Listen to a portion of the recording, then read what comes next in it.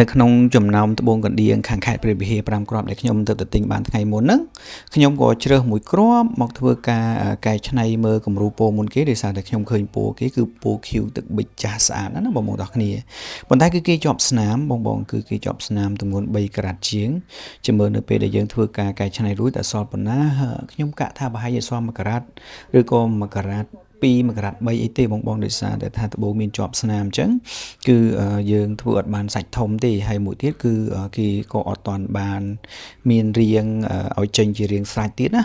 ដូច្នេះហើយគឺយើងទៀមទាត្រូវធ្វើការឈូសប្រមូលរាងអញ្ចឹងគឺខាតសាច់បន្តិចហើយបងហើយឥឡូវហ្នឹងគឺយើងកំពុងតែធ្វើការឈូសសរេរាងហើយយើងមើលបន្ទាប់ពីយើងធ្វើការឈូសសរេរាងរួចបានយើងឡើងថាឆ្នៃបន្ទាប់ពីឆ្នៃរួចតើស្អាតប៉ុណ្ណាខ្ញុំនឹងថតជូនបងទស្សនានៅភាគ3បន្តទៀតណាបងប្អូនទាំងគ្នាឥឡូវនេះគឺយើងកំពុងតែឈូសឆោសិន